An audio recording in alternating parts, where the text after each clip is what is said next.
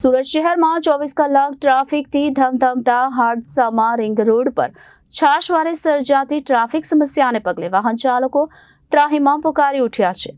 એક તરફ ring road પર ચાલી રહેલી મેટ્રોની કામગીરીને પગલે છેલ્લા કેટલાય સમયથી પિકઅપ અવર્સ દરમિયાન વાહન વ્યવહાર મંથર ગતિએ ચાલતો હોય છે। જો કે હવે ટ્રાફિક વિભાગ દ્વારા રિંગ રોડ પર ટ્રાફિક સિગ્નલો શરૂ કરતા આ સમસ્યાએ વિકરાળ સ્વરૂપ ધારણ કર્યું છે। ખાસ કરીને નોકરી ધંધાએ નીકળેલા વાહન ચાલકોએ 4 કલાક સુધી ટ્રાફિક જામમાં હાલાકી ભોગવવી પડતી હોય છે। આજે પણ અઠવા લાઇન્સથી માન દરવાજા સુધી પહોંચવા માટે વાહન ચાલકો માટે અભિમન્યુના 7 કોઠા વીંધવા જેવો ઘાટ સર્જાયો હતો।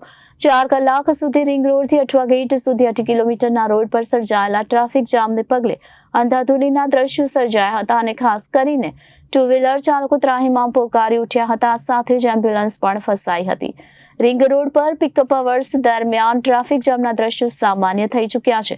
ખાસ કરીને રિંગ રોડ પર મેટ્રોની કામગીરીના પગલે આ સ્થિતિ છેલ્લા 2-3 વર્ષથી રાબેતા મુજબ બની ચૂકી છે। જો કે હવે રિંગ રોડ પર ટ્રાફિક સિગ્નલોની અરાજકતાને કારણે આ સમસ્યા વધુ વિકરાળ બની છે। આજે સવારે 10:30 કલાકથી બપોરે 2 વાગ્યા સુધી રિંગ રોડ ચોકઅપ થઈ ગયો હોય તેવા દ્રશ્યો સર્જાયા હતા। અઠવા લાઇન્સથી ઉધના દરવાજા સુધી પહોંચવા માટે વાહન ચાલકોને નવનેજા પાણી આવ્યા હતા। સ્થિતિ એટલી હદે વિકરાળ બની હતી કે ફ્લાયઓવર બ્રિજ પર પણ ટ્રાફિક જામના દ્રશ્યો સર્જાયા હતા, જેને પગલે નાગરિકોમાં ભારોભાર રોષ ફાટી નીકળ્યો હતો।